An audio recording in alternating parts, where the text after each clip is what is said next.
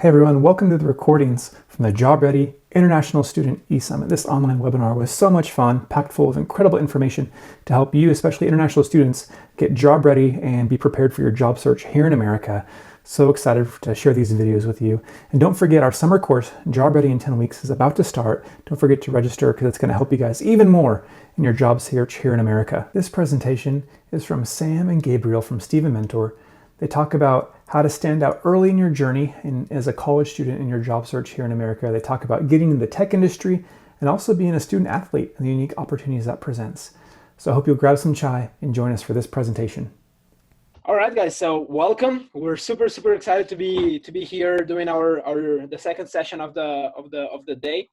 Today we're going to be talking about how to stand out early in your journey in the United States, why it is important, why it's going to help you.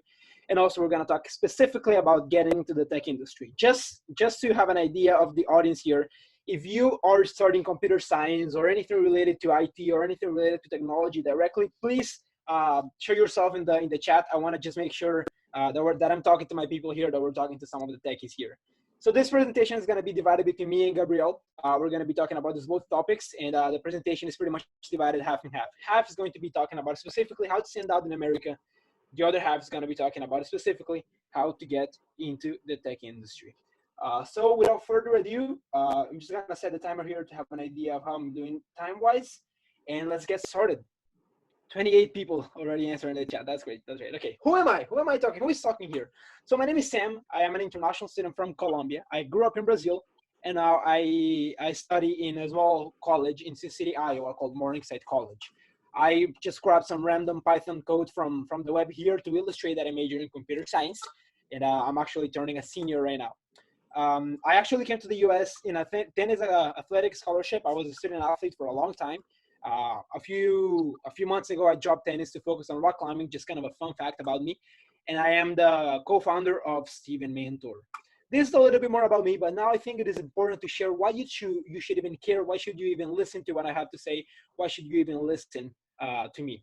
So I think, as many of us, I'm a good student. Of course, I have good grades and all. I was also a student athlete. Perfect, no big deal with that. But the thing is that most students, I would say they limit themselves to either be just either a student athlete or just have good grades. One of the things that I started doing very early on in my journey was to stand out, do things that were quite differently. So right from my very first semester, I started joining organizations. I started to go to several conferences. I started to go to even more conferences. There are some pictures of some of the conferences that I've been able to go to. I actually started a personal project. This is a sustainability project that I created in my university, where I convinced the local cafeteria. I convinced the university to convince the cafeteria to donate some food leftovers from the cafeteria to a local church. So this is the first donation that we did with that program. I sorted it all. It was a great initiative. Gave me a lot of experience. I also created the Rocket Club in my university. So I helped found the Rocket Club, and yeah, it's been a fun time building rockets and having fun with that. Thanks to some of the projects that I started, thanks to some referrals, thanks to some networking, I had the chance to be invited to a conference in the United Nations. I applied for the conference. I was accepted to the conference. Great opportunity. I was also able to go to a conference in Stanford. One of the most special moments in my life. Going to Stanford was beautiful. I started to even get into some exclusive and selective programs for founders, entrepreneurs, and just young professionals. I started to have the chance to go to even more conferences, speak at some of these conferences as well. I also got the chance to go to San Francisco for the How I Build This fellowship. I don't know if you guys know who this guy is. If you know, please let me know in the comments. I want to know who knows this guy. This guy is Guy Raz. Guy Raz is the host of the How I Build This podcast. I had the chance to be talking with him. I had the chance to go to his conference. I had the chance to be interacting with him directly. It was awesome. I also got into even more selective programs, and this was the most recent experience that I had a few months ago, pitching to a board of investors in Chicago in a trip that we did to Chicago as part of a program that I'm part of. But the cool thing here is that I'm not trying to show off. I'm just trying to show you guys that I've been able to achieve all these, per se, unique things in 3 years in the United States. I'm not even a senior yet. I'm turning a senior next semester. But I've been able to actually achieve quite a lot of what you would say unique things that most international students and even most domestic students don't really do. So just this is my 2 cents on why I would say that I have a unique background and why you should even listen to me when it comes to sending out and tech industry. But passing it on to Gabriel, on you, man. Hello, guys.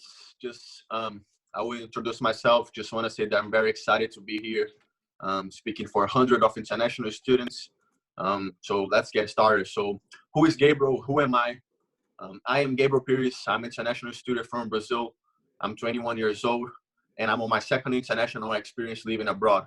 When I was 15 to 16, I went to Denmark as an exchange student to study and play soccer, and now I am a sophomore student major in business at East Central College in Missouri, and I'm planning to transfer to University of West Florida in the next fall. A fun fact about me is that I played soccer during my whole life, and recently I decided to stop to focus 100% on my entrepreneurial career. And yes, I am also a co-founder of Steven Mentor.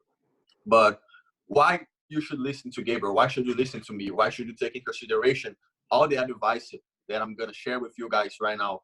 Take in consideration that the main topic of this presentation is standing out early in your journey as a student, as an international student in America. As I said it before, when I was 15 to 16, I went to Denmark to study and play soccer there. And on that year, I was recognized by my whole organization for my leadership skills, both inside and outside the soccer field. Back in Brazil, when I started my preparation to come to America, I joined Next Academy, which is the biggest company when it comes to preparation of international student athletes to come to the United States. I was happy to be recognized as the most valuable player in the field and also the student athlete of the year on that day, after getting a full scholarship to come play and study at East Central College. After my first year in America, I went back to the same event where I was recognized as Student Athlete of the Year in Brazil to speak about my journey and all the lessons that I learned in my first year in America for 100 of families of student athletes. 1 year and 6 months in as an international student in the United States, and I was representing my institution, East Central College, in the biggest showcase of student athletes in Latin America.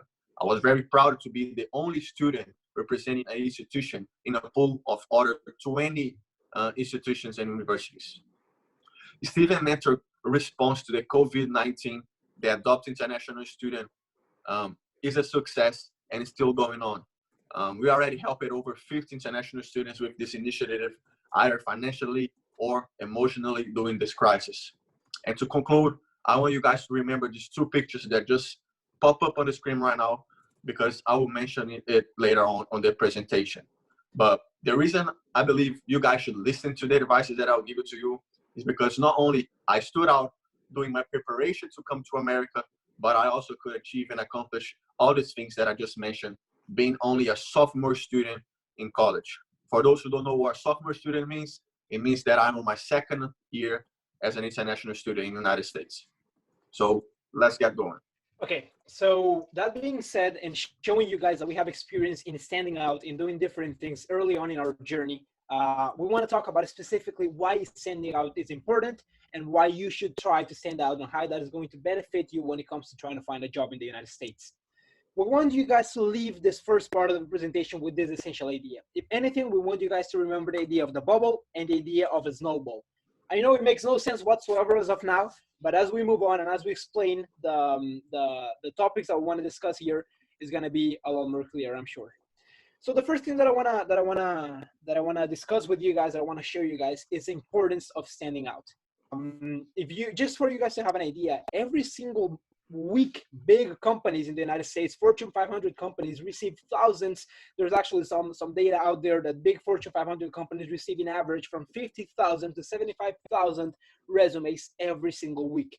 This goes to show, guys, that the pool of applicants, the pool of competition, the competition out there for every possible job, for just to get into the job market, is huge. Mostly during these times where you have 14% unemployment rates, you need to be unique. You need to stand out. You need to be able to show to a potential employer that you are this blue duck right here. Because if you don't show to your employer that you're this blue duck, if you don't show to your potential employer that you have unique skill sets and unique value to add to the organization, your chances of getting hired are significantly reduced.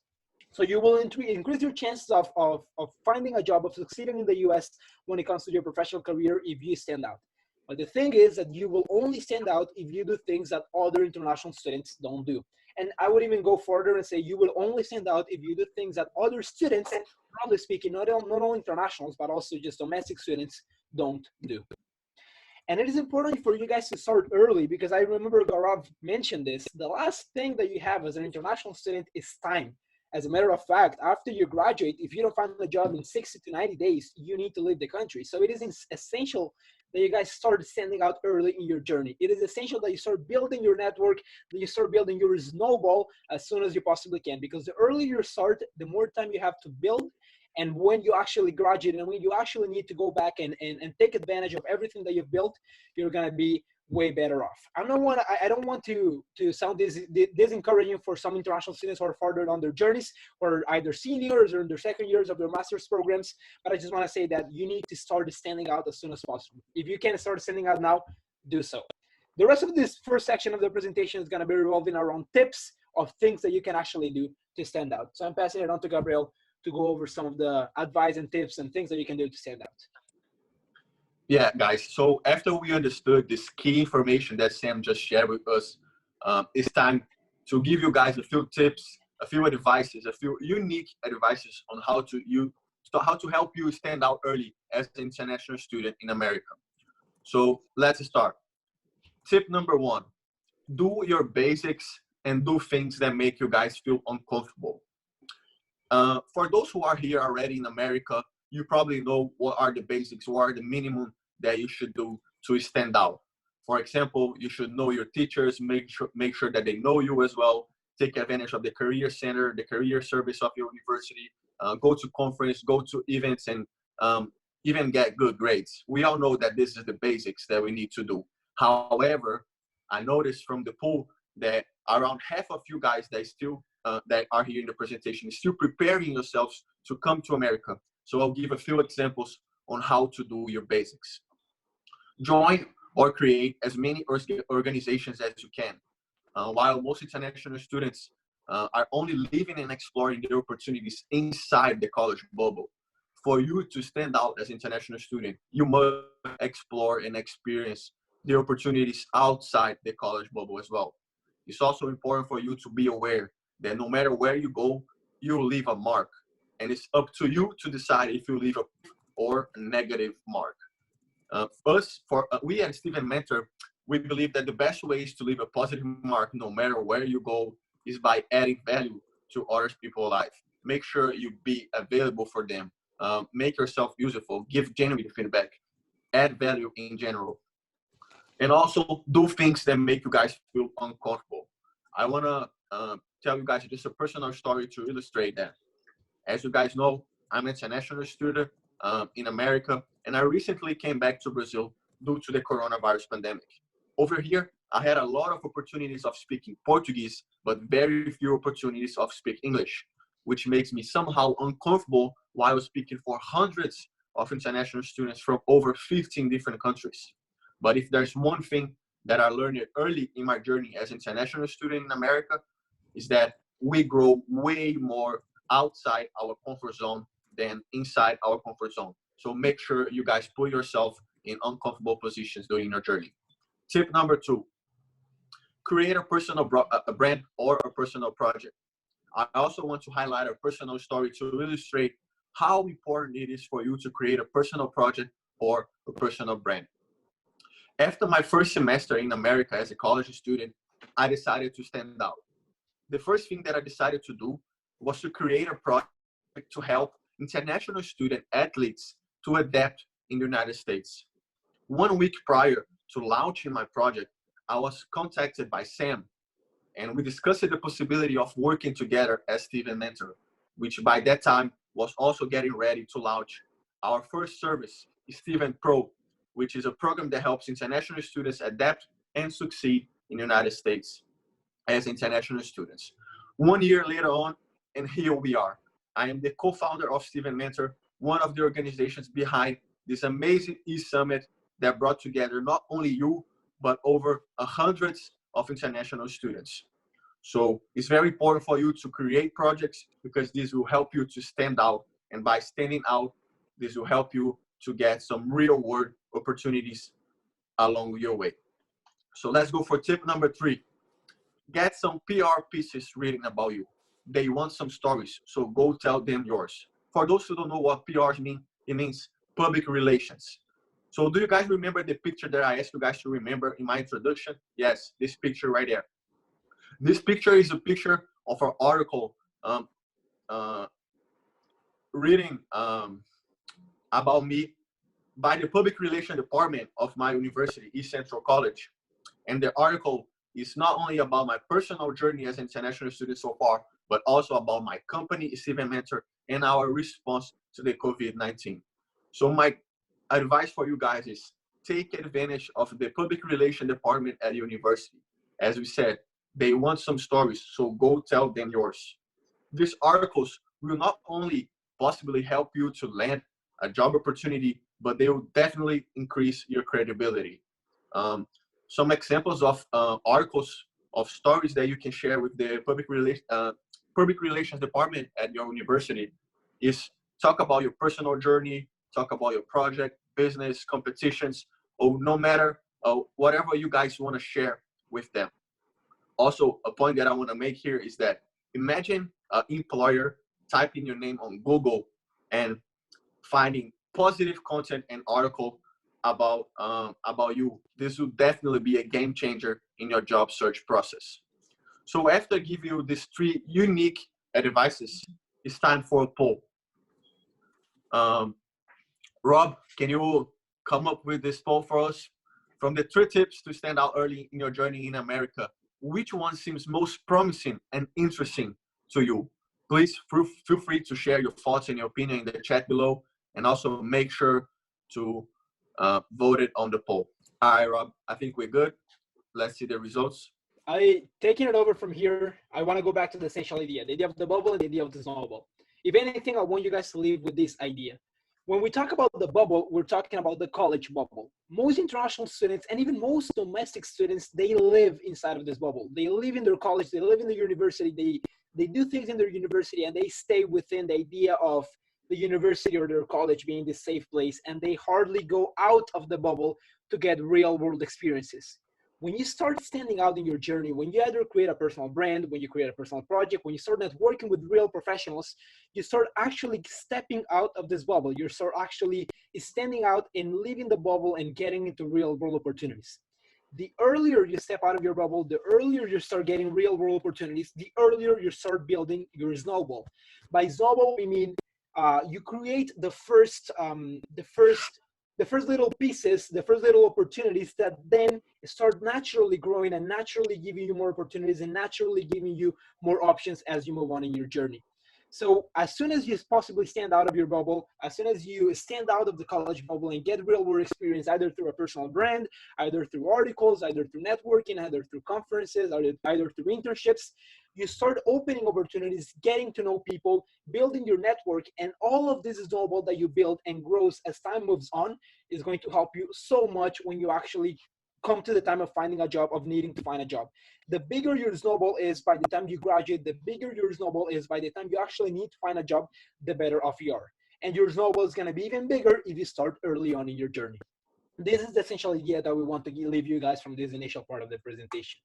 But moving on, I want to specifically talk about getting into the tech industry. I know we have a huge percentage of attendees who are into the tech industry, so I want to talk specifically about how standing out is going to help you get into the tech industry, and specifically overall some general advice on what you can do to get into the tech industry as an international student. So the whole idea of how this is going to work, and the idea that I want to pass on to you guys, is basically this pseudocode here. I don't know, this probably could be C++ or whatnot, but I want to explain it to you guys. And even for some of the non-techie guys who don't understand what this means, I want to explain to you what I'm trying to say by this. So if you have a strong network, or if you have a strong resume, and I even put this asterisk here, it's not a pointer or anything, it's just like, I don't know if this should be an or if this should be an and. But the whole idea goes as, if you have a strong network or a strong resume, you're going to get interviews. And while you're getting interviews, if you have the technical knowledge needed for that position, you're going to get your job offer. I'm going to go back to this or this and in a second, but I want you guys to understand this whole idea. If you have a strong network or if you have a strong resume, you're going to get interviews. If you have the technical knowledge for the interviews, you are going to get the job offer. I hope this is all clear for all the techies out there and also for the non-techies, because this idea applies as well for many other fields. But moving on, I want to start by talking about the technical knowledge.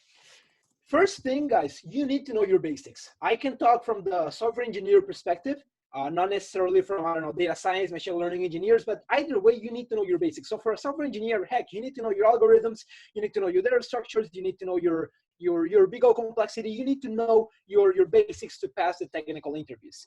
I would also hardly advise you guys to prepare for the interviews themselves. Many CS students know a lot. We know how to solve problems. We know our data structures. We know our algorithms. We know our stuff, but we don't really know how to perform for interviews, which is a completely different ballgame. Because it is one thing to solve a problem in your mind and you have unlimited time to do so, but it's completely different to do it in front of somebody who is pressuring you, who needs to understand your thinking process and who needs to grade you basically on your problem solving skills. So prepare for the technical interviews themselves. So time yourself, think out loud, and do mock interviews with some people. It is so helpful to actually practice the interview scenario. Another advice that I would give you guys is to use industry-wide resources like the famous book, Cracking the Coding Interview, LeetCode, HackerRank, Algo Expert. If you guys want more specific resources, you can just throw it in the Q&A section. We can go back to it later on. But yeah, this is briefly, you need to know the technical knowledge. If you don't have the knowledge, then going back to this, you're going to keep getting interviews on and on and on and on and on without being able to find a job offer, which is what has been happening to me, being 100% honest. I don't have the technical knowledge where I want it to be yet, so I just keep getting interviews on and on and on and on without being able to pass this if statement and get the job offer. Also prepare with mentors, guys. Having someone to guide you throughout the whole process is essential, and I'm going to go back to this idea in a second as well. But going to the resume. It is important for you guys to understand from the get-go that a resume won't land you a job. That is exactly why I said that I didn't know if this was supposed to be an or if this was supposed to be an and. Because a strong resume alone might get you interviews, but not necessarily. What's really going to get you interviews is networking. But again, I'm going to get to that in the next slide. But going back to the strong resume. A strong resume won't necessarily land you a job, but a strong resume, mostly a well-written resume, can help you beat the applicant tracking system. Just to have an idea, guys, if you know what an applicant tracking system is, please just pronounce yourself in the comments. Make sure that you just say, yes, I do know what an applicant tracking system is. I just want to have an idea of who knows what an applicant tracking system is and who doesn't. But that being said, for those who do not know what an applicant tracking system is, an applicant tracking system is, oh guys, you guys know, that's good. But look, for those who don't really know, an applicant tracking system is an algorithm that most big companies use to track their applicants. So as I said in the beginning, big companies receive thousands of resumes every single week. So it is impossible for human eyes to go through every single resume. So they use automated algorithms to weed out some of the applicants based on keywords. That's why I have the little robot here. So if you're even failing to land interviews with the online application process, most likely you're being beaten by an ATS. Most likely you're being beaten by the robot. So I recommend you guys that when you're actually going to apply for a position online, which is not the best way to go about it, Rob is going to talk about it later on. But if you're going to apply for a position online, it is important, guys, that you implement the keywords that they have in the job description. If the job description says Java development required, if you don't have Java on your resume, then it's pointless to apply, you know? So put Java on your resume, of course, if you know Java, right? So use the keywords that they use in the job description. Many international students think that they should be applying with the same resume to all the positions. That is such a wrong idea. You need to be changing your resume. Your resume is a breathing and living thing that changes and adapts for every single position that you're applying. Also, once you beat the ATS, it is essential that you showcase your projects on your resume. So my resume, I make sure that my resume is not only adjustable for the specifics of every single position that I'm applying for, but I make sure that it is also full of projects, full of links to my GitHub, full of links to some of my projects, full of links to some of the things that I've actually built that are out there online and serving people. So make sure your resume is strong to beat the ATS and has a lot of projects. But now I want to get into the most important part of this presentation that I would say is networking. And this goes back to the idea. Networking, I would say, is the most important thing. If you have network, if you know people, you are going to get interviews. Networking is going to help you get referrals. Networking is going to help you get interviews. Networking is going to help you get projects and mentors. I want to share my personal story with networking and getting into the tech industry to illustrate, guys. I've had in my personal journey, in 3 years of college, 10 interviews for internship positions in the tech industry, which is, comparatively speaking, a relatively high number. It's not 10 applications, it's 10 interviews. I've had 10 interviews in my 3 years of college. Why? Because I know a lot of people in the tech industry. As a matter of fact, when we were talking about standing out, I think I actually stood out so early in my journey that my technical skills were not necessarily on point yet. So I was getting actually a lot of interviews because I knew a lot of startup founders who were needing developers for their roles. They ended up interviewing me, and I simply was not prepared. I actually remember I was interviewing for a startup in Silicon Valley that was doing automated robot delivery. It's a Colombian startup called Kiwi Campus, and I was interviewing for their machine learning internship position. And I knew nothing, guys, absolutely nothing about machine learning. So it's funny how I started getting interviews without even being prepared. So it goes back again to the code snippet. If I had the network, so I was getting interviews, but I didn't have the technical knowledge. Hence, I was not getting the job offers. So from all of my 10 interviews, I bombed 9. I failed 9 of them. I passed 1, which ended up unfortunately canceling the interview 2 months before the internship actually started. But the point that I want to make here is that all of the interviews that I got were thanks to networking. And now actually I'm preparing for my next round of interviews. I'm preparing my technical side with some software engineers who are working directly at Google. And my primary target right now is applying for Google. So it is essential, like it is so helpful that I have connections. I have software engineers at Google who are helping me because we build a strong relationship and we have a solid relationship. So having networking is not only get you the interviews and the referrals, it's also going to help you build projects. It's also going to help you have mentors to guide you through the process of developing your skills, the mock interviews, and so on and so forth. I just want to illustrate, guys, that from all the 8 companies which I have applied for, the only company that I went through the formal process was Google. I applied for Google twice, but aside from Google, all the interviews that I've been able to land was thanks to either direct referrals or people who knew me, or me going directly to the person because I knew them. They knew that I was a software developer, and I ended up applying for the position. So it is essential, again, guys, that you guys network. I would say that networking is the biggest differentiator in this industry, whether you like it or not. I want to end this presentation and get into the tech industry with this quote. When I went to Stanford in 2018 for the conference, I showed the picture at the beginning. For me, it was a networking trip. I was just trying to connect with as many people as possible. And I can't remember exactly where this was, but I started a conversation with a Stanford graduate, and we started talking. I was getting some advice on how to get into the tech industry, how to make my name in Silicon Valley. And he told me the following quote that has been basically tattooed in my mind ever since. He said, "In Silicon Valley, most people are quite brilliant. After you pass a certain level of brilliance, what really sets you apart from others isn't necessarily how much more you know, but it's really the people you know, the network you have." And you can switch Silicon Valley for the tech industry, and you can switch the word brilliant for technical knowledge. So you could even read it as, in the tech industry, most people have quite a high technical knowledge. But after you pass a certain level of a technical knowledge, what is really going to set you apart from others isn't necessarily how much more technical knowledge you have, but is the people you know. And again, if you're the best in the world at machine learning, if you're the best software developer in the world, of course you're going to get a job, no doubt around that. But I would assume that most of us, just fresh out of college, just fresh out of our master's program, we are not the best in the world yet. So while we're not the best in the world in terms of technical skills, what's really going to set us apart is the people we know. But remember, it is important that you guys have the basics for the technical knowledge, because if you don't have the basics, the job offer is not going to come.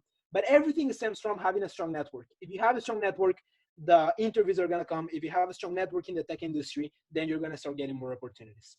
And with this, I would like to close the presentation and open it up for you guys to give us some Q&A. We're happy to answer. We're happy to serve as we possibly can. Awesome. Thanks so much, Sam and Gabriel. You guys let them know in the chat what you guys appreciate, what you guys liked, and throw some Q&A in the Q&A box for us. We're going to spend a couple minutes answering questions. We actually have a surprise cameo happening in just a few minutes before Drew starts, so stay tuned. We got a surprise guest that's going to come in and say hi to you guys and give a pro tip about your job search. So I'm excited for that. But yeah, you guys help me. If you guys want to help look in the Q&A, we can throw some good relevant questions. All right, so here's one for you guys. Manish asks, does a job referral help us jump over the ATS system for the position we want to apply? Maybe. The thing about a job referral is that not only they're gonna help you maybe jump over the ATS. It depends on the position of the person that you have inside of the company. But the cool thing about a referral inside of the company is that they can help you prepare for the interview process of the company themselves. So something that I've done in my journey is that I've applied for a lot of startups, mostly because they don't really do ATS. So the cool thing about having referrals inside of startups is that they can directly send the resume to their hiring manager, to whoever is hiring for the position. If you're applying for Google, doesn't matter if you have a software engineer who is a friend in Google. Well, it doesn't matter. It does count some points. They can review your code later on, but you're going to have to go through the ATS either way, because they're just a huge company, and it's hard if the person that you have inside the company doesn't have a huge position. It's kind of hard to actually go through and jump over the ATS. So make sure that it is important also to have a strong resume. It is important also that you're prepared to be the ATS. Here's a good one. Priya asks, will our experience in our home country help us secure jobs relevant to that experience? Will our work experience in our home country count towards here in America? Absolutely. In the tech world, it doesn't matter if you're in the US, it doesn't matter if you're in India. The languages that you work with are the same. The structures that you work with are the same. So it doesn't matter where you're at in the world. If you have experience, go for it. All right, Kaustubh asks, Sam, will having a full-fledged web application on GitHub have more impact than certifications in my full-time job search? That is a really good question, man. That is such a good question. I would say that when it comes to projects versus certifications, it really depends. I would say the best thing that you can do is have both, honestly. When it comes, so the good side of the certifications is that you're certified. So you went through a course, you went through a Udacity program or whatnot, and you got a diploma that says this guy is certified in X. However, if you have a project showing that you can do X, it is also great. So I think both are essential. I don't want to say one is more important than the other one, but my personal preference goes to the projects. I think, and that's me, I think it's always better to show that you can do something rather than saying that you can do something. And if your application is live, running, and is working and serving people, I would say that is far better than just having a certificate that says this person is certified in X. Oh, Rob, I want to add something when it comes to a home country experience. It's very important for you guys to not only describe, to just state the job description of what you did, but also show in your resume or the things that you guys accomplished with that company, with that experience. So not only describe the experience, but also show the things that you guys achieved. That's very important, and it will count way more than just stating the job description. That's a really good point. I saw another question here that I thought it was really good. Yes, open sources projects. RP, they asked if doing open source projects would help with your experience. Absolutely. One of the things that I like the most in my experience, in my technical background experience, is that I don't do open source. So a lot of the people that I've talked to in the tech industry, they always say, dude, do open source. So if people go to your GitHub and they see amazing contributions to the open source community, that goes back to the idea of the presentation, right? That helps you stand out. So even for the tech industry specifically, it goes back to the idea of standing out. You become the guy that does open source contributions. So it is essential that you guys do things that are gonna set you apart. So even open source projects, they're gonna help to set you apart. So yes, I would say they count a lot in your experience. Sam Tame asks, do you know a website like HackerRank for languages like VHDL or Verilog? To be 100% honest, I do not. I actually do not even know what VDHL or VHDL is. So I do not know. I apologize for that one. But I do know that there are several resources like HackerRank. So like LeetCode is another resource. Actually, Google has a lot of coding competitions. So if you guys are not familiar with those, go check it out. It's always a great place and a great way to practice some of your hacking skills. So yeah, but specifically for that, no, I do not know of. All right. Maybe we can do one or two more questions from the Q&A. Yeah, do one or two more. Anything else look like a good question you guys want to ask or answer? Someone just made a question in the chat that I think is a really relevant question. when it comes to having a gold medal in HackerRank, if it's going to help or not, get a job as a software engineer, software developer, it goes back to the same idea, right? Having such a certificate and having such a recognition in HackerRank is going to help you set you apart. So goes back to the whole idea of setting yourself apart from others. So when it comes to technical skills, if you have a live project running, if you have several contributions for the open source community, if you have if you have several certificates from Udacity, Udemy, and whatnot, if you have a gold medal in HackerRank, all of these are things that actually say, okay, this guy is different. This guy is apart. This guy is above the standard. So of course it is going to help. Yes. Awesome. We'll do one last one for you guys. And you kind of mentioned it a little bit already, but for tech jobs, does our previous experience land us jobs in America in a position other than maybe just an entry-level engineer or entry-level job position? I think it depends on the experience, right? So if you were a project manager for a major tech company in India, then I would say maybe it is fair to try to apply for a project manager position in the US. So I would say yes, the previous work position helps, but when it comes to what position is going to help you apply for, it really depends on the experience that you actually have, the work experience that you had. Thanks so much for watching this video. I hope you guys learned a lot. And yeah, if this video was helpful, let us know in the comments if you want us to do some more online e-summits like this. We'd love your feedback. And don't forget about our Job Ready in 10 Weeks course this summer. We're so excited. Chine Coaching and Stephen Mentor have been working really hard. We're going to give weekly presentations, and we have weekly industry expert guest speakers to help you guys to fill in those gaps that the colleges don't really touch on in your job search as international students. So I hope you guys will let us guide you in your job search journey here in America. Cheers.